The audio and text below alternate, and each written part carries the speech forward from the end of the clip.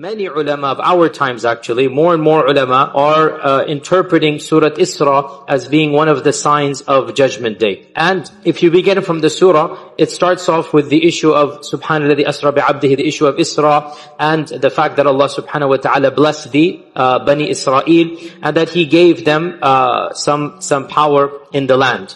Now, the verses then go on. وَقَضَيْنَا إِلَى بَنِي إِسْرَائِيلَ فِي الْكِتَابِ لَتُفْسِدُنَّ فِي الْأَرْضِ مَرَّتَيْنِ. This is verse number 4 of Surah Isra. Okay, follow along. These are very powerful verses. We قَضَيْنَا إِلَى بَنِي إِسْرَائِيلَ. We conveyed and decreed to the children of Israel in the kitab. What is the kitab here? Most of our ulama said the Lawh al-Mahfuz. We decreed amongst the Lawh al-Mahfuz that to whom? To the Bani Israel. لَتُفْسِدُنَّ فِي الْأَرْضِ marratain. You shall cause fasad in this world twice. You shall cause fasad twice. لَتُفْسِدُنَّ فِي الْأَرْضِ marratain. وَلَتَعْلُنَّ عُلُوًّا كَبِيرًا. And you shall reach a degree of great haughtiness. عُلُوًّا كَبِيرًا. Interestingly enough, Allah uses the same adjective for Fir'aun. إِنَّ فِرْعَوْنَ يَا حَفَظَ إِنَّ فِرْعَوْنَ عَلَى فِي الْأَرْضِ.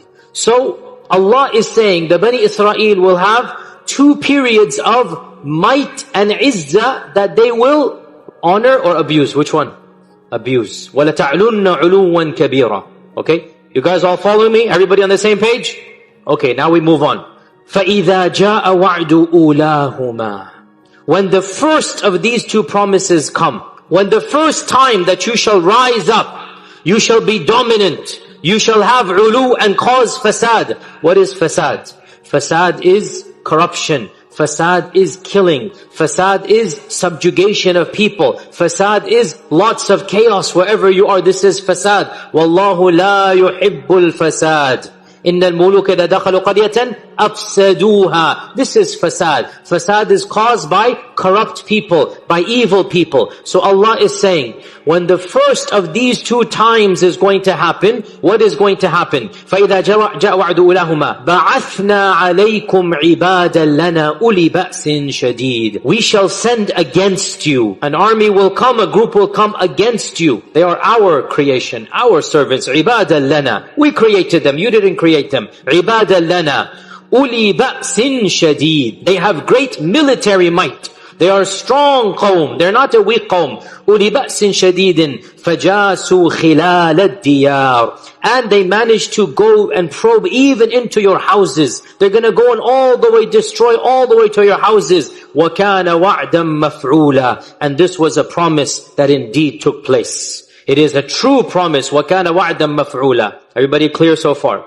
Okay? Now, ثُمَّ رَدَدْنَا لَكُمُ الْكَرَّةَ عَلَيْهِ. Then we gave you back a karra, a new chance.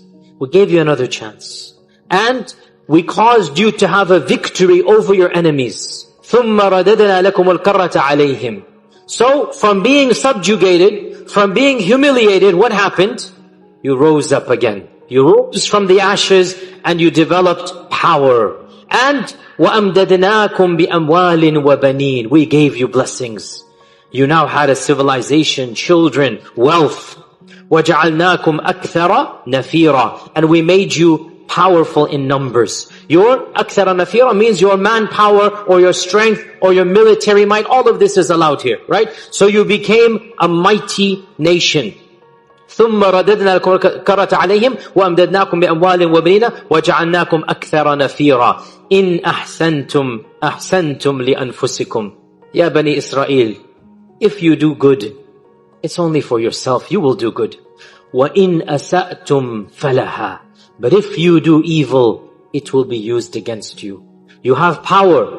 If you are faithful to your commandments, if you obey Allah, you will benefit yourself. Your nation will thrive. You will become more powerful.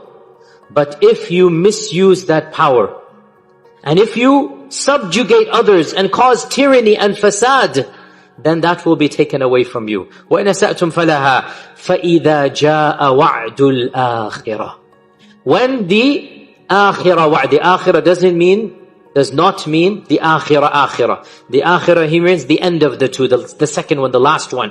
The ulahuma is the first one, the akhirah is the last one. Doesn't mean the akhirah, the hereafter. No, that's a misunderstanding that people might have when they don't understand the meaning of akhirah here. فَإِذَا جَاءَ وَعْدُ الْآخِرَةِ When the final of these, meaning the second, because there's going to be two times that they will rise up, right? When the second and final time, because there shall not be a third time of power. Ya Bani Israel, Allah has decreed, you shall come to power and be a civilization twice.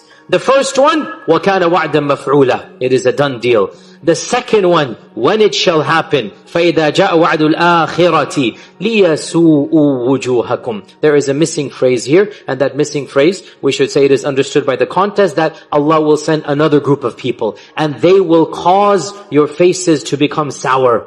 You will find that because when you're hurt, when you're irritated, when you're angry, when something happens to you, your faces scowl.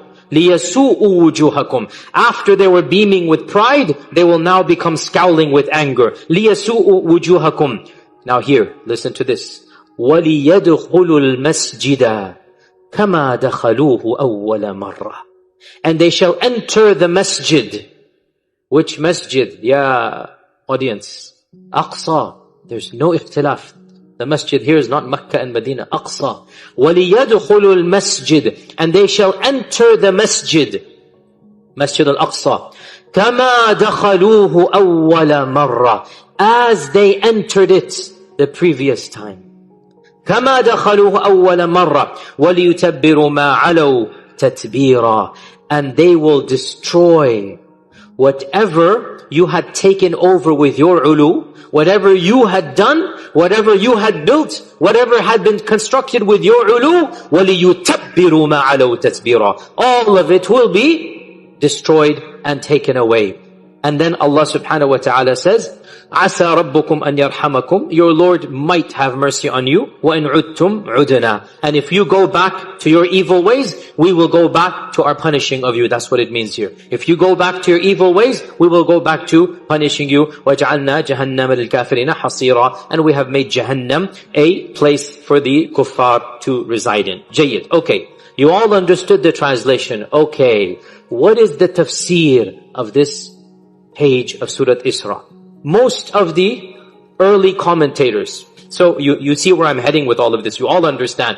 Where I'm heading, there are dozens of modern ulama that have already said, I'm not the one saying it, but not a single alim 70 years ago held this view. How could they when the political world was very different 70 years ago? You guys know what happened 70 years ago. Not a single alim ever felt that this ayah is a prediction of the future. Every alim that I have read, I could have missed some, but 40 ulama that I've read, the classical mufassirin, everyone is considering these two been there, done that. From the past. And why would they not? Because in their time frame, the Bani Israel, there is no hope of another nation coming. They are scattered throughout the world. There is nothing that combines them. So they read these verses, they read history, and common sense. There's nothing to make fun of, nothing to dismissive attitude. I would have done the same had I been alive 100 years ago, 1,000 years ago. That's human beings. Don't make our ulama infallible. I can be wrong and they can be wrong. They can be wrong, I can be right, I can be right, they can be wrong. This is the nature of human beings. These ulama, pretty much all of them, they said what? These two ulu have already taken place in the past. Done deal. And then they differed, as is to be expected, because there is no ijma'. They differed which of these two. And some said that the first of these was the Assyrian exile of 722 BC, when the Assyrians attacked the remnants of the original kingdom of Israel that was founded by Talut and Dawood and Sulaiman, the ones who actually founded the original kingdom is Israel. It then splintered into two, and then these two disintegrated, one of them remained. One disintegrated, one remained. The one that remained was finally gotten rid of by the Assyrians who attacked them in 722 BC. And then another group came, and eventually the Babylonian expulsion took place under Nebuchadnezzar, Bukhtanasar, Nebuchadnezzar in 597 BC.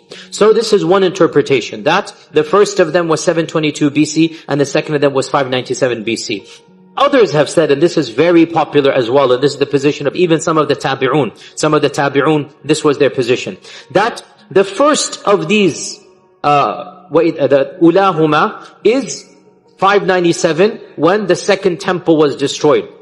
Maybe one day we'll have a longer history about the Bani Israel. There were two temples. The original temple of Sulaiman, that Allah Azza wa Jal blessed Sulaiman with, that the jinn helped him to build a magnificent structure that people could marvel at, because it wasn't built by humans only. So this was the jinn helped Sulaiman built the most magnificent icon in the whole world at that time. And this was destroyed in 722 by the Assyrian invasion. And then they built a second temple. And the King Herod built the other temple, which was then destroyed under the Roman destruction of 70 CE. 70 CE, after Jesus Christ, right? So, from 722, there was no temple. Then King Herod built the temple again, and it was there for a few decades. Then in 70 BC, the Romans came and destroyed the temple, and the Wailing Wall that we see today is the only remnants of the second temple built by King Herod, or King Herod. As for the temple of Sulaiman, nothing remains. Wala shay, nothing. What we have is the second temple, one wall, and that's the Western Wall, and that is the Wailing Wall that you know, that was built around the time of Jesus, and that is now the wall that they go and they worship at. So, many of our Tabi'un said, the first is the expulsion of Bukhtanasar, because Bukhtanasar massacred them. It was one of the main massacres of the Bani Israel, and he was somebody who basically almost exterminated them. Then they had to flee to various places in the world. And then in the Roman expulsion as well in 70 CE, another wave took place. Jayyid. This is the classical interpretation, that the two have already occurred. You understand where I'm heading with this?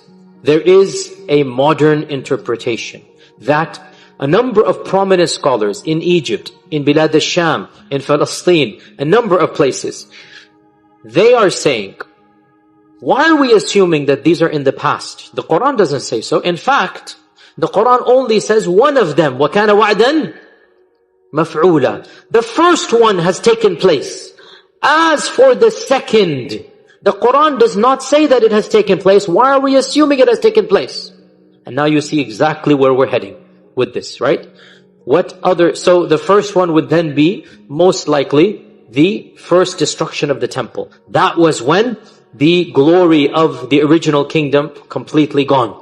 And they have never had that type of political stability up until when? We all know up until when. And so, Allah Azza wa Jalla is saying, ثُمَّ رَدَدْنَا لَكُمُ الْكَرَّةَ عَلَيْهِمْ. We give you one more chance, and you were victorious over your enemies. وَأَمْدَدْنَاكُمْ. We helped you, we aided you. You had government aid, you had the largest endowments from the biggest superpower in the world. You had everything you could have ever wanted, right? وَجَعَلْنَاكُمْ أَكْثَرَ نَفِيرًا. You couldn't have asked for more. With all of this, what did you do? إِنْ أَحْسَنْتُمْ أَحْسَنْتُمْ لِأَنفُسِكُمْ. If you acted properly, that would have been for your own. وَإِنْ أَسَأْتُمْ فَلَهَا فَإِذَا جَاءَ وَعْدُ الْآخِرَةِ. So then when the second time comes, لِيَسُوءُ وُجُوهَكُمْ, means there's a missing phrase like we said, another group will come. And this group will eliminate the izzah that you had, and you shall see that your ulu and your fasad and your evil did not help you. And you will see it, and your faces will demonstrate that. لِيَسُوءُ وُجُوهَكُمْ. Now here's the key point that allows them to make this tafsir. وَلِيَدْخُلُوا الْمَسْجِدَ كَمَا دَخَلُوهُ أَوَّلَ مَرَّةٍ. The group that is being referenced here, it is not alien to Masjid Al-Aqsa. This group has already conquered Masjid Al-Aqsa at some previous point in history. And now they are conquering it again. وَلِيَدْخُلُوا الْمَسْجِدَ كَمَا دَخَلُوهُ أَوَّلَ مَرَّةٍ.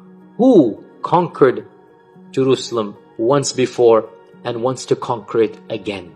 The Ummah. And Umar ibn al-Khattab is the one who was the one who conquered in the first time. Jayyid. So this is another interpretation, and it is gaining more and more traction. And frankly, this phrase, كَمَا دَخَلُوهُ أَوَّلَ مَرَّةٍ, is very powerful.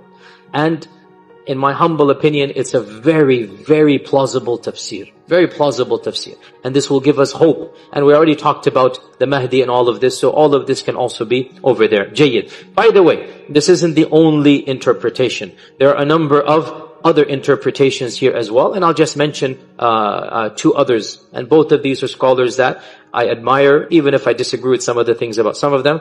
The first of them, he is saying that in his opinion, this ulu, even the first one, is not of the past.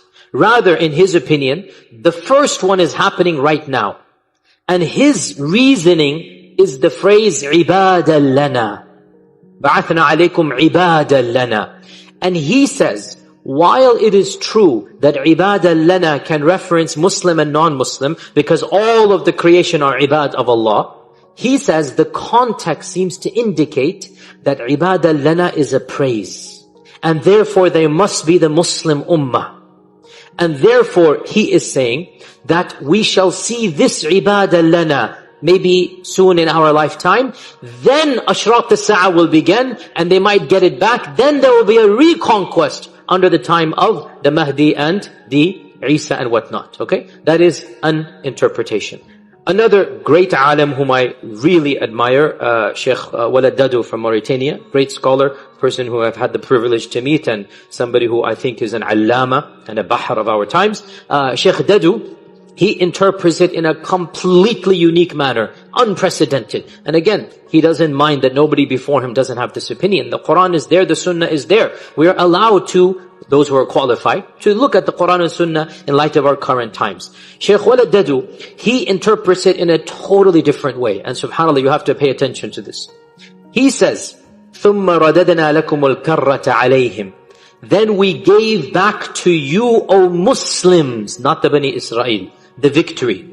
And we reinforced you, O Muslims, with wealth and sons. And we made you, O Muslims, more numerous and powerful. Then when the final promise comes, meaning now with the rise of a modern political entity and a modern country, now when this entity comes, they لِيَسُوءُ وُجُوهَكُمْ, they will sadden your faces, O Muslims.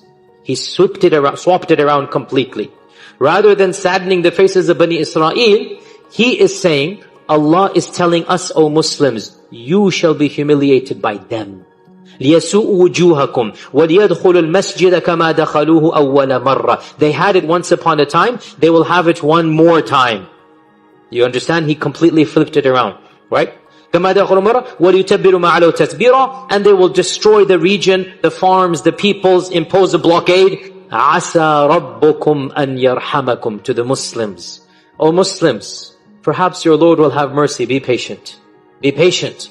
Because, as Ibn Abbas said, every time Allah says Asa in the Qur'an, it will happen. Asa rabbukum an yarhamakum, your Lord shall have mercy on you. O Muslims who are being persecuted, O Muslims who are dying, O Muslims who are becoming shaheed, being jailed, etc., etc., don't worry, Allah will have mercy on you. وَإِنْ عُدْتُمْ, when you return to your deen, عُدْنَا, to our promise to protect you. Completely flipped it over. When you are faithful to the religion, Allah will be faithful to His promise. إِن تَنْصُرُ اللَّهَ يَنْصُرْكُمْ وَيُثَبِّتْ أَقْدَامَكُمْ. And he goes on and on. So he completely reverses it around, and he basically says, this is a promise from Allah, that they shall rise again and they shall humiliate you, but Allah is saying, don't worry. The minute and the day you stand up to your principles, we shall return to ours. وَنُعُدْتُمْ عُدْنَا. So this is a very interesting interpretation of Shaykh Walad Dadu, and while I respect it, with my humble opinion, it seems a bit of a takalluf. It's a little bit more of a reading into. And I think that this interpretation that inshallah there's a bashara or good news, I think that is very easy to hold. And I am very sympathetic to this position, especially because of the phrase, كَمَا دَخَلُوهُ أَوَّلَ مَرَّةٍ. Somebody entered Masjid Al-Aqsa before, and somebody will enter it again. The Muslims entered it before, they shall enter it again. Jayyid. So this was a complete different long tangent that needed to be done when it comes to Ashrat as-Sa'ah, the signs of Judgment Day.